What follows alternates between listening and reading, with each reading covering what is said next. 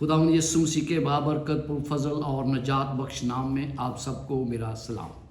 आज हम दुख, दर्द, मौत और आइंदा की आमीद के बारे में सीखने के लिए 11वें सबक पर गौर करेंगे। 11वें सबक का इन्वान है आखिरी ज़माना में गुमराही। आप और मैं जानते हैं कि आखिरी ज़माना में यीशु मसीह ने खुद फरमाया कि बहुत से लोग गुमराह हो जाएंगे, यहाँ तक कि बरगज़ीदा उसके मानने वाले भी गुमराह होंगे।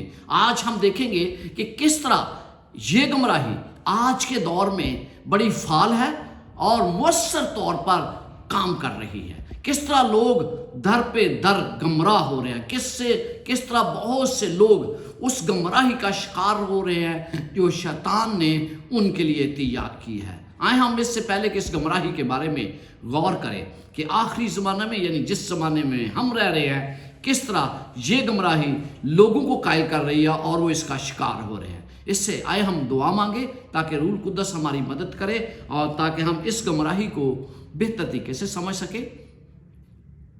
बहरोबर के खालिक और मालिक, मैं अपने आप को और अपने सुनने वाले अजीज़ों को तेरे हजूर पेश करता हूँ। तू खुदावंद हमें रूह कुद्दस अता कर ताकि मैं बेहतर तरीके से बयान कर सकूँ और वो बेहतर तरीके से समझ सके वो उस बात जो तू खुदावंद समझाना चाहता है कि आखिरी ज़माना में गुमराही किस तरह होगी। तो खुदावंद अपने आप को और सुनने वाले समाईन को तेरे हाथों में देता हूँ। तू हमारी रहनुमाई कर, मांगता हूँ तेरे प्यारे बेटे यीशु मसीह के वसीला से, आमीन। जब हम आखिरी ज़माना में गुमराही के बारे सोचते हैं तो एक आयत, दूसरा कुरिन्थियों 11वां बाब उसकी 14वीं और 15वीं आयत, यहाँ लिखा है, और कुछ अजीब नहीं क्योंकि शैतान भी अपने आप को नूरानी फरिश्ता का हमशक्ल बना लेता है। बस अगर उसके खादम भी रास्तबाजों के खादमों के हमशक्ल बन जाएं तो कुछ बड़ी बात नहीं, लेकिन उनका अंजाम उनके कामों के मुआफिक होगा। यहाँ पर आप क्या पढ़ते हैं? आप पढ़ते हैं यहाँ पर कि कुछ अजीब नहीं कि शैतान भी अपने आप को नूरानी फरिश्ते का हमशक्ल बना लेता है। अक्सर हम देखते हैं कि फरिश्ते की शक्ल मुख्तलिफ तौर पर दिखाई जाती है, नूरानी, नूर से भरा हुआ। लेकिन जब हम देखते हैं शैतान की शक्ल को हम किस तरह रिप्रेजेंट करते हैं, अक्सर देखते हैं कि उसकी एक दुम लगा देते हैं पीछे, उसकी शक्ल बुरी सी बना देते हैं। तो यहाँ पर बाइबल में लेकिन क्या लिखा है कि वो नूरानी फरिश्ते का हम शक्ल बना लेता है, यानी आसमान के फरिश्ते की शक्ल अख्तियार कर लेता है। तो फिर लिखा है, बस अगर उसके खादम भी रास्तबाजी के खादमों की हम शक्ल बन जाए तो बड़ी बात नहीं। यानी जो आज खुदा का कलाम सुना रहे हैं, जो लोग अपने आप को खुदा का कलाम या खुदा के खादम कहते हैं, उनमें से बहुत से लोग रास्तबाजी के खादमों की तरह अपने आप को पेश करते हैं। यानी आपको वो ये पेश नहीं करते कि हम शैतान की पैरोकार हैं, बल्कि वो ये आपको बताने की कोशिश करते हैं हम खुदा के फर्माबरदार लोग हैं। तो आज की दुनिया में बहुत बड़ी सोच पाई जाती है कि हम किस तरफ हैं। हॉलीवुड की जो फिल्में हैं, जो दूसरी इंडस्ट्रीज फिल्में बनाती हैं, अगर आप उन पर गौर करें तो आपको पता चलेगा कि उसमें मजहबी पहलू भी दिया जाता है। और उसमें उन बहुत सी फिल्मों में ये बताया जाता है कि इंसान जो है वो हमेशा तक जिंदा रहेगा, उसकी रूह लाफानी है। तो इब्तदा में जो झूठ बाग़ अदन में बोला गया, तुम हरगिज़ नहीं मरोगे, पिछली दहाइयों से ये तमाम कुछ उन फिल्मों के ज़रिए बताया जा रहा है और इसमें वीडियो गेम भी शामिल है। बिलाशुबा हम शैतान की जादुई दुनिया का सामना कर रहे हैं, ऐसी दुनिया जिसमें शैतान का कंट्रोल हमें नजर आता है। اور ہم آزمائش میں پڑتے ہیں اور ہمیں پتہ چلتا ہے کہ وہ بے شمار شکلوں میں ظاہر ہو سکتا ہے. وہ کسی دوست کی شکل میں، وہ کسی عزیز و اقارب کی شکل میں ظاہر ہوتا ہے. سب سے زیادہ فریب دینے والے مظاہرین میں ایک وہ رہا ہے جسے قریب الموت تجربات کہا جاتا ہے. یعنی بہت سے لوگ جو مرنے کے قریب ہوتے ہیں ان کے بارے میں بہت سی باتیں کی جاتی ہیں اور پھر یہ بتایا جاتا ہے کہ وہ مر کر اس دنیا میں واپس آتے ہیں اور پھر وہ مختلف لوگوں سے ملتے ہیں. تو یہ سب سے بڑا ایک گمراہی کا سبب ہے. بہت سے لوگ اس کو دیکھ کر گمراہ ہو جاتے ہیں. ہماری دنیا میں تصوف پایا جاتا ہے. آپ بولیں گے کہ یہ تصوف کیا ہوتا ہے، تصوف یا تصوف کیا ہوتا ہے؟ تو یہ ایک پیچیدہ اصطلاح ہے جس کا مطلب یہ ہے کہ بہت سے نظریات اس کے اندر پائے جاتے ہیں. اگر ہم اس کو مذہبی نقطہ نظر سے دیکھیں تو اس سے مراد ایک خاص قسم کا روحانی تجربہ ہے جس میں لوگ روحانی طور پر تجربہ حاصل کرتے ہیں اور یہ سوچتے ہیں کہ ہمارا الحاق، ہماری ملاقات جو ہے وہ خدا پاک سے ہو چکی ہے، اس کے ساتھ اتحاد ہے. اور ان کا تجربہ بعض کلیسیاؤں کی عبادت میں نظر آتا ہے، بعد میں شدت کے ساتھ، بعد میں تھوڑا مختلف ہوتا ہے، لیکن رجحان ہمیشہ خدا کے تحریری کلام کے اعتبار کو اپنے تجربات سے بدلنا ہے، اپنے احساسات سے بدلنا ہے، اپنے جو سوچ ہے اس کے مطابق اس کو ڈھالنا ہے. یعنی تصوف کا جب میں بات کرتا ہوں یا تصوف کا جب میں بات کرتا ہوں تو اس کا مطلب ہے کہ میں خدا کے کلام کے برعکس اپنے تجربات، اپنے احساسات، اپنی سوچ، اپنی ذہنیت، اپنی انٹیلیجنس کو خدا کے کلام پر حاوی کر دیتا ہوں. اس قسم کا موضوع کسی مذہب میں بھی دھوکے کے خلاف مضبوط تحفظ فراہم نہیں کر سکتا. یعنی اس طرح کا تصور جو ہے ہم مذہبی طور پر اس کے ذریعے دھوکہ کھاتے ہیں اور خاص طور پر آخری زمانے میں ہم اس سے دھوکہ کھاتے ہیں. پیدائش 3 باب اور اس کی 6 آیت میں یوں لکھا ہے. یہ ہوا کی کہانی پائی جاتی ہے، آدم اور ہوا کی کہانی پائی جاتی ہے جب وہ پھل کھاتے ہیں. تمام باتوں کے باوجود جب اسے پتہ چلتا ہے تو پھر وہ آخر میں بات کیا کرتی ہے، یہ اس سے آپ کو تصوف کا علم سمجھ میں آ جائے گا. یہاں پر لکھا ہے 3 باب اور اس کی 6 آیت میں، عورت نے جو دیکھا کہ وہ درخت کھانے کے لیے اچھا اور آنکھوں کو روشن خوشنما معلوم ہوتا ہے اور عقل بخشنے کے لیے خوب ہے، تو اس کے پھل میں سے لیا اور کھایا اور اپنے شوہر کو بھی دیا اور اس نے کھایا. جہاں پر آپ کیا دیکھتے ہیں، یہ مسٹرزم کی بہترین مثال ہے کہ اس نے دیکھا کہ یہ اچھا ہے اور پھر اس نے لیا اور کھایا. یعنی اپنے احساسات، اپنے جذبات، وہ تجربات کی روشنی میں وہ فیصلہ کرتی ہے. تو بہت سے لوگ ایسے ہیں جو اپنے احساسات، اپنے تجربات کی بنا پر فیصلہ کرتے ہیں. تو بہت سے لوگوں کو خداوند یہ فرماتا ہے کہ وہ اس قابل نہیں کہ وہ آسمان کی بادشاہت میں داخل ہوں، جو اپنے احساسات، اپنے تجربات اور اپنی سوچ کے مطابق کام کرتے ہیں، نہ کہ خدا کے کلام کے مطابق. جدید زمانہ کی مسیحیت بائبل کے عقائد کی مطابقت کو کم کرنے کا ایک گہرا رجحان رکھتی ہے اور وہ عقائد کو مذہب کی ایک فرسودہ شکل کی تکلیف دہ گشت سمجھتے ہیں.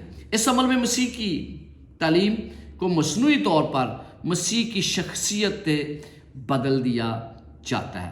مثلا یہ دلیل دی جاتی ہے کہ بائبل کی کوئی مخصوص چیز سچ نہیں ہو سکتی کیونکہ جیسا یسوع ہے وہ اسے سمجھتے ہیں. کبھی بھی ایسا ہونے نہیں دیتا۔ جس طرح سے لکھا ہے کلام مقدس کی تشریح ذاتی احساسات اور خوشی سے کی جاتی ہے، یعنی جو چیز مجھے خوش رکھتی ہے، جو احساس میرے اندر پایا جاتا ہے، میں اس کے مطابق بائبل کی تشریح کرتا ہوں۔ ایسے لوگوں کے لیے متی 7 باب اور اس کی 21 آیت میں یسوع مسیح کہتے ہیں، جو مجھ سے اے خداوند کہتے ہیں، ان میں سے ہر ایک آسمان کی بادشاہت میں داخل نہ ہوگا مگر وہی جو میرے آسمانی باپ کی مرضی پر چلتا ہے۔ تو کیا میں اور آپ اب خدا باپ کی مرضی پر چلتے ہیں؟ تو پھر تو ٹھیک ہے، پھر تو یقیناً ہمیں پتہ چلتا ہے کہ ہم آسمان کی بادشاہت میں داخل ہوں گے۔ لیکن لکھا ہے یہ میں نے آپ کے سامنے 21 آیت پڑھی، متی 7 باب 21 آیت، لیکن 22 آیت میں کیا لکھا ہے؟ اس دن بتیرے مجھ سے کہیں گے اے خداوند کیا ہم نے تیرے نام سے نبوت نہیں کی اور تیرے نام سے بدروحوں کو نہیں نکالا اور تیرے نام سے بہت سے معجزات نہیں دکھائے؟ اس وقت میں ان سے صاف کہہ دوں گا کہ میری کبھی تم سے واقفیت نہ تھی، اے بدکارو میرے پاس سے چلے جاؤ۔ تو یہ یسوع مسیح کن لوگوں سے کہہ رہا ہے؟ یسوع مسیح یقیناً ان لوگوں سے کہہ رہا ہے جنہوں نے اس کے نام سے نبوت کی ہے، جنہوں نے اس کے نام سے بدروحوں کو نکالا ہے، جنہوں نے اس کے نام سے معجزات کیے ہیں، لیکن خدا ان کو رد کر دیتا ہے کیونکہ اس نے خدا کی مرضی پوری نہیں کی۔ جو مجھ سے اے خداوند کہتے ہیں، ان میں سے ہر ایک آسمان کی بادشاہت میں داخل نہ ہوگا مگر وہی جو میرے باپ کی مرضی پر چلتا ہے۔ لہذا ضروری ہے کہ ہم خدا کی مرضی پر چلیں۔ آج کے معاشرے میں سچائی فعال طور پر نظر آتی ہے۔ اگر اس کا تعلق ہے تو ہم اپنے خیالات، دلچسپیاں اور احساسات کو خدا کی مرضی کا تعین کرنے کے لیے استعمال کریں۔ ہماری مرضی خدا کے کلام کے مطابق ہونا چاہیے۔ بائبل یہ نہیں سکھاتی، خدا کی مرضی اس پر منحصر نہیں کہ ہم کیا سوچتے ہیں، بلکہ اس پر منحصر ہے کہ خدا کے کلام میں کیا لکھا ہے، اور جو کچھ کلام میں لکھا ہے وہ میرے لیے اہم ہے، وہ ضروری ہے، نہ کہ میرے اپنے احساسات اور نہ ہی میرے اپنے جذبات، نہ ہی میرے تجربات، نہ ہی وہ معجزات جو میں دیکھتا ہوں۔ یسوع مسیح ہماری حوصلہ افزائی کرتے ہیں۔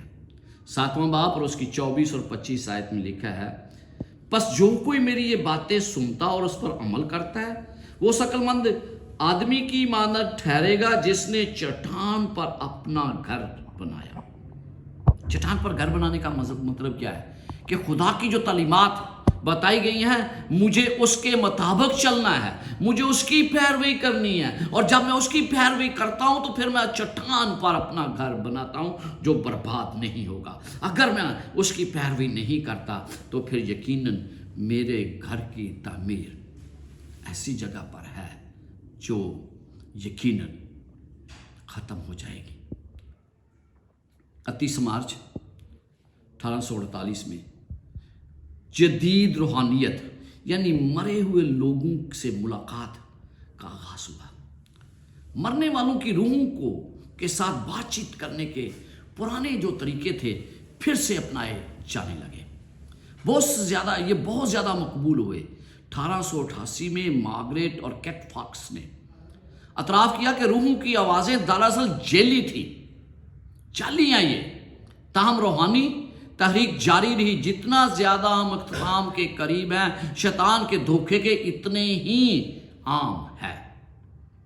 مقبول ثقافت ان سے متاثر ہوتی ہے اور لوگوں کو سچائی سے دور کر دیتی ہے۔ تو موت کے بعد کیا ہوتا ہے؟ ہم موت کے بعد کے جب ذکر کرتے ہیں تو ہمیں پتہ چلتا ہے کہ ہم کس طرح جان سکتے ہیں کہ موت کے بعد کیا ہوتا ہے۔ تو بہت سے لوگ قریب الموت یعنی کہ بہت زیادہ موت کے قریب ہوتے ہیں، تو بہت سے لوگ روح کی لافانیت کے بارے میں بات کرتے ہیں. وہ کہتے ہیں فلانا مر گیا تھا لیکن وہ پھر سے زندہ ہو گیا, اور جب وہ پھر سے زندہ ہوا تو وہ مختلف تجربات بتاتا ہے. وہ کہتا ہے ہاں میں فلانی جگہ گیا تھا, وہاں روشنی تھی, وہاں پر یسوع مسیح سے ملی ملاقات ہوئی, وہاں فرشتے نے کہا تو غلط آدمی کو لے آیا, تو نے اس دوسرے آدمی کو لے کر آنا تھا. ریمنڈ اے موڈی اپنی کتاب میں 5 سالہ مطالعہ کے نتائج کو درج کرتا ہے, اور اس نے 100 سے زیادہ ایسے لوگوں کو ملا جو موت کے تجربات کو بیان کرتے ہیں, جو مرنے کے بعد زندہ ہوئے. ان افراد نے دعویٰ کیا کہ زندگی میں واپس آنے سے پہلے انہوں نے ایک محبت بڑے اتفاق شخصیت سے ملاقات کی. یسوع مسیح سے وہ کہتے ہیں ملاقات کی, فرشتے سے ملاقات کی. اس طرح کے تجربات کو موت کے بعد انسانی روح کی بقا کا دلچسپ ثبوت مانا جاتا ہے. برسوں سے اسی طرح کی بہت سی کتابیں شائع ہوئی ہیں, لوگوں سے انٹرویو کیے جاتے ہیں, لوگوں سے پوچھا جاتا ہے. لیکن تھوڑی دیر کے لیے سوچے, ایلیا نے ایک مردے کو زندہ کیا, الیشا نے ایک مردے کو زندہ کیا, یسوع مسیح نے 3-4 مردوں کو زندہ کیا. پھر ہم دیکھتے ہیں کہ ان تمام مردوں میں سے کسی نے بھی یہ آ کر نہیں کہا کہ ہم کہاں تھے. ایک بھی بائبل میں مقدس میں جتنے بھی مرے لوگ, ان میں سے کسی نے آ کر یہ نہیں کہا کہ میں تو آسمان میں یا جنت میں یا جہنم میں, یا مجھے یہ بتایا گیا پھر کہ تو واپس جا لوگوں کو بتا جا کر. عزیزو, یہ تعلیم بائبل کی تعلیم ہرگز نہیں ہے. سائنسدان نے حال ہی میں تجربات کی ہیں, اور وہ جب انسان مرتا ہے تو اس کی آخری لمحات کو اس کے دماغ کے ذریعے جانچا انہوں نے کہ بھئی اس کے دماغ میں کیا گزرتا ہے. تو انہیں پتا چلا کہ جو کچھ یہ میڈیٹیشن کرتا ہے, جو خواب دیکھتا ہے, جو یادداشت ہے, جو اس نے مراقبہ کیا ہے, میڈیٹیشن کیا ہے, اس میں خوف, امید, یہ تمام چیزیں اس کے اندر ہوتی ہیں. اور وہ چیزیں جو ہیں وہ کسی نہ کسی طرح اس کی زندگی کا حصہ بنتی ہیں. شیطان یقیناً دانش مند ہے, بہت سے طریقوں سے وہ لوگوں کو گمراہ کرتا ہے. اور پھر ہم حزقیل 28 باب اور اس کی 11ویں اور 12ویں آیت میں بڑا واضح طور پر پڑھتے ہیں کہ اس کے پاس کتنی زیادہ حکمت ہے. اگر آپ کے پاس بائبل ہے تو میرے ساتھ نکالیے حزقیل 28 باب اس کی 11 اور 12 آیت. اور یہ وہ خداوند کا کلام مجھ پر نازل ہوا کہ آدم ذات اسور کے بادشاہ پر نوحہ کر, اور اس سے کیا خداوند جو فرماتا ہے کہ تو خاتم الکمال, دانش سے ممور اور حسن میں کامل ہے. یہ دانش سے بھرا ہوا فرشتہ تھا. اور پھر ہم جیسے کہ پہلا کرنتھیوں 2 کرنتھیوں میں پڑھتے ہیں, جو کہ میں ابھی آپ سامنے کے سامنے آیت پڑھی, 2 کرنتھیوں 14 اور 15 آیت میں.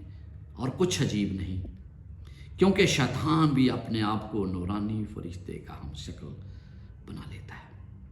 بس اگر کوئی خادم بھی راست بازی کے خادموں کے ہم شکل بن جائیں تو کچھ بڑی بات نہیں, لیکن ان کا انجام ان کے کاموں کے موافق ہوگا. تو یہ باتیں ہم جب دیکھتے ہیں تو پھر ہم دیکھتے ہیں کہ موت کے بعد بعض کو لوگ یہ بھی کہتے ہیں میری رشتہ دار سے ملاقات ہوئی. یہ کچھ لوگ موت کے بعد کی زندگی کو سائنسی طور پر ثابت کرنے کی کوشش کرتے ہیں. وہ ایسا کرنے کے قریب المرگ لوگ جو ہے نا, وہ ان کے تجربات کا استعمال کرتے ہیں. ان تجربات میں جن لوگوں کو طبعی موت کا سامنا پڑتا ہے اور وہ دوبارہ زندہ ہو جاتے ہیں, وہ بتاتے ہیں کہ انہوں نے دوبارہ زندہ ہونے سے پہلے روشنی دیکھی, ایک آسمانی وجود یا مردہ رشتہ دار جیسی کوئی چیز دیکھی. یاد رکھیں کہ وہ اصل میں مرتے نہیں, وہ مرنے کے عمل کے حسیسی تجربے سے گزرتے ہیں, لیکن موت کے بعد کا یہ تجربہ نہیں.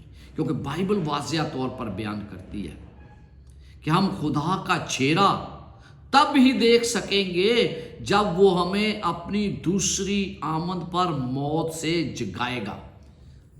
ज़बूर 17 बाब और उसकी 15वीं आयत में लिखा है, पर मैं तो सदाकत में तेरा दीदार हासिल करूंगा, मैं जागूंगा तो तेरी शबाहत से शेर हूँगा। तो जब ये हमें तमाम बातें हैं तो फिर हम किस तरह ये कह सकते हैं कि कोई और तरीका है जिसके ज़रिए हम अपने रिश्तेदारों से मिल सकते हैं। बाइबल में ऐसी कोई बात दर्ज नहीं है। फिर है कि हम देखते हैं कि एक दूसरा जन्म। थोड़ी देर के लिए सोचें कि ज़िंदगी में बहुत सी बुत परस्त कौमें ये बयान करती हैं कि इंसान एक शक्ल से दूसरी शक्ल में आता है और इस तरह वो तरक्की के मराहिल से गुजरता है, लेकिन उसका दोबारा जन्म होता है। वो भी इसी बात पर यकीन रखते हैं कि रूह लाफानी है, लेकिन वो कहते हैं नहीं, किसी और शक्ल में इंसान जो है वो आ जाता है। लेकिन बहुत से मसीही और खुदा को मानने वाले लोग इस बात का इकरार करते हैं कि रूह है, लेकिन रूह या तो आसमान पर चला जाता है या जहन्नम में चला जाता है या परगाटोरी में है। तो हमें बास के मुताबिक रूह का ये बार बार जन्म लेना और रूहानी अर्तकाई अमल है, जिससे रूह कामलियत के अमल और अखलाकी क़यादत के बुलंद तरीन सतहों को हासिल करती है, अखलाकियात के बुलंद तरीन सतहों को हासिल करती है। हिंदुओं का ख्याल है कि रूह जिंदगी के 6 तबकों में से शौर की तरक्की के लिए गुजरती है, यानी 6 तबकात वो बताते हैं। पहला नजरिया क्या है? ये नजरिया रूह के फानी नहीं बताता और यूं क़यामत और अदालत का नजरिया बिगड़ जाता है। पहली बात वो कहते हैं रूह लाफानी है, तो फिर अगर रूह लाफानी है तो फिर क़यामत और अदालत का नजरिया नहीं होना चाहिए। दूसरी बात वो क्या कहते हैं? दूसरी बात जो हमें इसको नाकाबिल मानने की तरफ हमारी तवज्जो देती है वो ये है, इससे यीशु मसीह की बदौलत कफारा बख्श निजात का तरीका बेसूद हो जाता है। अगर हम ये मान लें कि किसी ना किसी तरीके से इंसान जन्नत या जहन्नम में चला जाए या कोई और जन्म लेता है, तो फिर यीशु मसीह का कफारा बख्श निजात का तरीका बिगड़ जाता है। तीसरी बात, इससे आकबियत के चुनाव वाली तालीम बेकार हो जाती है, यानी हम उस तालीम को हासिल करने का क्या फ़ायदा कि हम आखिरकार पहले ही फैसला कर लिया जाता है और फिर आखिर की अंजाम कोई भी नहीं होता। इससे आमदसानी मसीह का कोई मकसद पीछे नहीं रहता और फिर इससे तौबा के दूसरे मौके की तालीम को मौका मिलता है।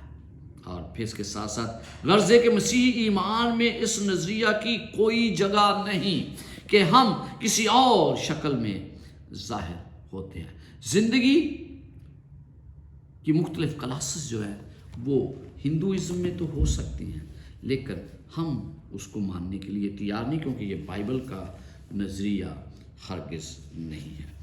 पहला पतरस उसका 3 बाब और उसकी 18वीं आयत में यूँ लिखा है। पहला पतरस 3 बाब और उसकी 18 आयत। यहाँ पर हम क्या पढ़ते हैं? यहाँ पर यूँ लिखा है, इसलिए मसीह ने भी यानी रास्तबाज ने नारास्तों के लिए गुनाहों के बायस एक बार दुख उठाया ताकि हमको खुदा के पास पहुंचाए। वो जिस्म के एतबार से तो मारा गया, लेकिन रूह के एतबार से जिंदा किया गया। तो हम यकीनन रूह के एतबार से जिंदा किए जाएंगे। कब? जब हम इस दुनिया से जाएंगे उसके बाद।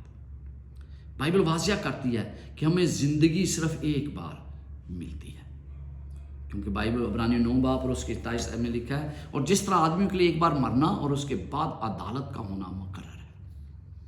तो हमें इस बात को हमें जानना है कि ज़िंदगी एक बार मिलती है।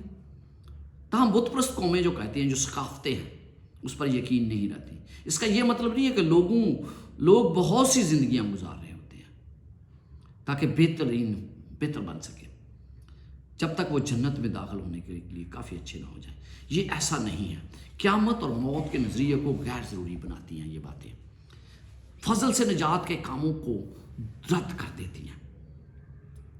और फिर दूसरी आमद के मतलब का भी फिर कोई मतलब नहीं यीशु मसीह की दूसरी आमद का। इसका मतलब हम मौत के बाद भी फैसला कर सकते हैं, लेकिन ये बाइबल की तालीम के बरअक्स है। फिर हम देखते हैं कि मरने वालों से बाज़ लोग मशवरे की बात करते हैं, लेकिन बाइबल मुकद्दस में लिखा है किस तरह मशवरा करते हैं। जादूगर, अफसूनगर या जो लोग मंत्री या जन्नात का आशना, इनसे लोग बात करते हैं। अस्तिशना 18 बाब और उसी 10 और 11 आयत में लिखा है, तुझ में हरगज कोई ऐसा ना हो जो अपने बेटे या बेटी को आग में चलवाए, या फालगीर या शगुन निकालने वाला या अफसूनगर या जादूगर या मंत्री या जन्नात का आशना या रुमाल या साहर हो। बाइबल मुकद्दस मुर्दों से मशवरे के किसी भी तरह मुस्तकबिल बताने वालों के जरिए राब्ते को धोखाधड़ी बताती है। बाइबल में ऐसे कामों की ममानत की गई है। और हम देखते हैं कि इसी असूल को मद्देनजर रखते हुए साउल ने जन्नात के आशना अफसूनगरों को इसराइल से निकाल दिया था। और निकालने के बाद हम देखते हैं कि एक दिन उसको ज़रूरत पड़ गई। ये हम देखेंगे पहला शमूएल 28 बाब में ये कहानी पाई जाती है, और बड़ी वजाहत से आज मैं इसको बयान करना चाहता हूँ, क्योंकि बहुत से लोग इसके बारे मुख्तलिफ राय रखते हैं। इसराइल से उसने निकाल दिया था। 28 बाब और उसकी नामी आयत में यूं दर्ज है, जब उसको ये पता चला कि मैं शमूएल से मिलना चाहता हूं, तो उसने ऐसा किया, वो एक औरत के पास गया। पहला शमूएल 28 बाब और उसकी 9 आयत में लिखा है, तब उस औरत ने उससे कहा, देख तू जानता है कि साउल ने क्या किया, कि उसने जन्नात के आशना और अफसूनगरों को मुल्क से काट डाला है। बस तू क्यों मेरी जान के लिए फंदा लगाता है ताकि मुझे मरवा डाले। उसने क्यों निकाला था? उसने इसलिए निकाला था कि खुदा ने इनसे मिलने से मना किया था। खुदा किसी सूरत में भी नहीं चाहता कि हमारा तल्लक किसी तरह के जादूगर लोगों से हो, तो इसलिए खुदा ने उसको मना फरमा दिया था। हम देखते हैं तीसरी आयत में क्या लिखा है। लिखा है, और शमूएल मर चुका था और सब इसराइली ने उस पर नूहा करके उसे उसके शहर रामा में दफन किया था, और साउल ने जन्नात के आशना और अफसूनगरों को मुल्क से खारिज कर दिया था। ये था उसका रद्द अमल। तां जब खुदा की तरफ से उसे कोई जवाब नहीं मिला, कोई किसी तरह का राब्ता खुदा से नहीं हुआ, तो उसने ये फैसला किया कि वो शमूएल को मिलेगा। ये जानते हुए कि ये एक शैतानी काम है, उसने ये कोशिश शुरू की। 5वीं आयत में यूं लिखा है, और जब साउल ने फलस्तीनियों का लश्कर देखा तो हर्षा हुआ और उसका दिल बहुत कांपने लगा। 6ठी आयत, और जब साउल ने खुदावंद से सवाल किया तो खुदावंद ने उसे ना तो ख्वाबों में और ना उरियम और ना नबियों के वसीला से कोई जवाब दिया। तब साउल ने अपने मुलाजमों से कहा कि कोई ऐसी औरत मेरे लिए तलाश करो जिसका आशना जिन हो, ताकि मैं उसके पास जाकर उससे पूछूं। तो यहाँ पर आप क्या देखते हैं, वो पूछना चाहता है, वो शैतान से मिल गया, शैतान को जानना चाहता है। हकीकत में उसको शमूएल नहीं मिला था। जब हम उसकी गुफ्तगू का जायजा लेते हैं तो हमें पता चलता है कि उसने जब उससे कहा कि मैं किसको बुलाऊं, तो उसने कहा शमूएल को मेरे लिए बुला। तो जब शमूएल लिखा है, उसने कहा शमूएल मेरे लिए बुला दे। जब उस औरत ने शमूएल को देखा तो बुलंद आवाज से चिल्लाई, और उसने साउल से कहा, तूने मुझसे क्यों दगा की, क्योंकि तू तो साउल है। उसको पता चल गया साउल है, क्योंकि वो जिन या जो शैतानी मखलूक थी उसने उसको बता दिया। तब बादशाह ने उससे कहा, अरसां मत हो, तुझे क्या ही दिखाई देता है। यहां पर देखें, साउल कुछ नहीं देख रहा, देख वो औरत रही है। साउल जो है वो सिर्फ बयान कर रहा है। उसने साउल से कहा, मुझे एक देवता नजर जमीन से ऊपर आते दिखाई देता है। तब उसने उससे कहा, उसकी शक्ल कैसी है? उसने कहा, एक बूढ़ा ऊपर को आ रहा है और जब्बा पहने है। उसको पता था कि वो लिबास कैसा पहनता है, वो उसको बता रही है, लिहाजा तब साउल जान गया कि वो सैमुएल है। उसने जो उसको निशानियां बताई उसके मुताबिक उसने जज किया कि ये साउल है।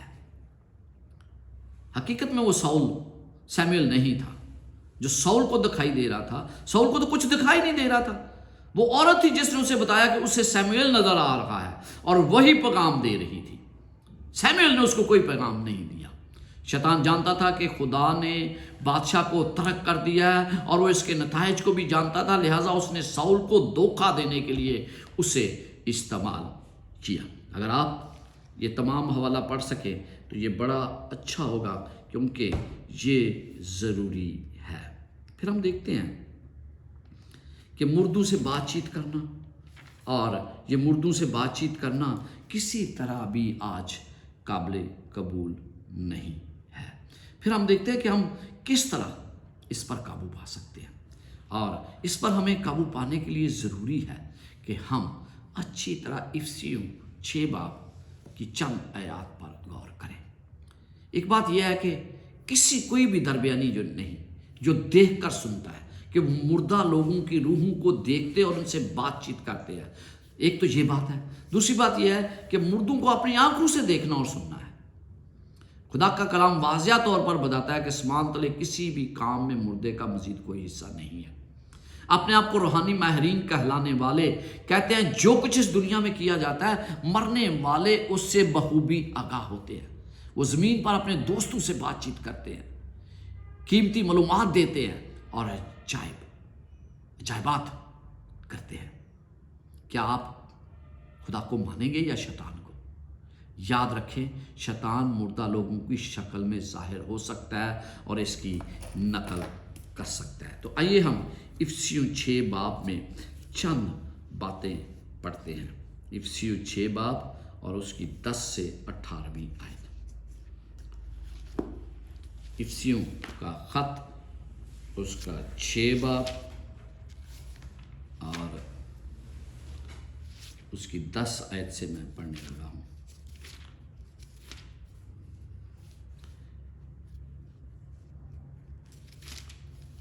इफिसियों 6 बाब उसकी 10 आयत। अर्ज खुदावंद में उसकी कुदरत के जोर में मजबूत बनो।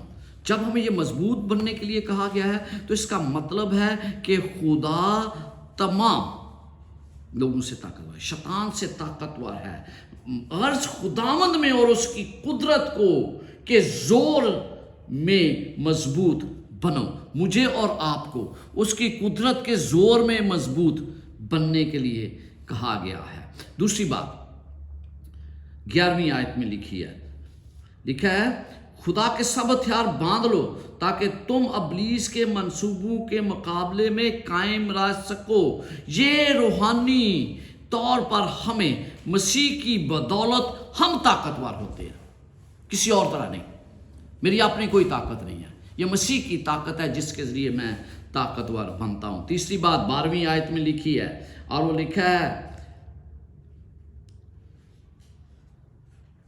क्योंकि हमें खून और गोश्त से कुश्ती नहीं करना है, बल्कि हुकूमत वालों और अख्तियार वालों और इस दुनिया के तरीकी के हाकिमों और शरारत की उन रूहानी फौजों से जो आसमानी मकामों में हैं। ये रूहानी जंग है, जिस्मानी जंग नहीं है। मुझे इस बात को याद रखता है। और फिर हम इसी में देखते हैं, इसी आयत में, कि हम आज़ाद हैं। हम किस तरह फैसला करते हैं, ये मेरा और आपके लिए ज़रूरी है कि हम खुदा की तरफ फैसला करें। 13वीं आयत में लिखा है, इस वास्ते तुम खुदा के सब हथियार बांध लो ताकि बुरे दिन में मुकाबला कर सको और सब कामों को अंजाम देकर कायम रह सको। यानी कलाम के ज़रिए मैं इस जंग को जीत सकता हूँ। मैं इस जंग में मुलव्वस हो जाएं اس جنگ کو اپنا لیں. آپ خدا کی طرف ہیں یا شیطان کی طرف، آپ کو فیصلہ کرنا ہے، مجھے فیصلہ کرنا ہے. تو جب تک ہم یہ فیصلہ نہیں کرتے اس وقت تک ہم کس طرف جاتے ہیں یہ ہمیں پتہ ہونا چاہیے کہ ہم کس طرف ہیں. ہم خدا کی طرف ہیں یا شیطان کی طرف. 14ویں آیت میں لکھا پس سچائی سے اپنی کمر کس کر اور راست بازی کا بتر بند لگا کر. تو جب ہم دیتے ہیں کلام کے ذریعے میں دھوکے پر حاوی ہوتا ہوں. جو لوگ مجھے دھوکہ دینا چاہتے ہیں میں مسیح کی راست بازی کے ذریعے اس پر حاوی ہو سکتا ہوں. میں کلام کی تعلیم حاصل کر کے، سچائی کو حاصل کر کے ان تمام دھوکہ دہیوں سے جو آخری وقت میں گمراہ کرتے ہیں قابو پا سکتا ہوں. میں یسوع پر ایمان رکھ کر اس دھوکہ دہی سے محفوظ رہ سکتا ہوں. اس سے میں یسوع مسیح کی نجات پر ایمان رکھتے ہوئے اس دھوکہ دہی سے دور ہو سکتا ہوں. تو عزیزو، آخری بات یہ ہے کہ مجھے دعا کے ذریعے اس پر قابو پانا ہے. اگر میں دعا کرتا ہوں تو یقیناً میں اس پر قابو پا سکوں گا. خداوند آپ کے ساتھ ہو، آپ کی رہنمائی کرے تاکہ آپ اس آخری وقت میں کسی بھی دھوکے کا شکار نہ ہوں. خداوند آپ کو برکت دے. آمین.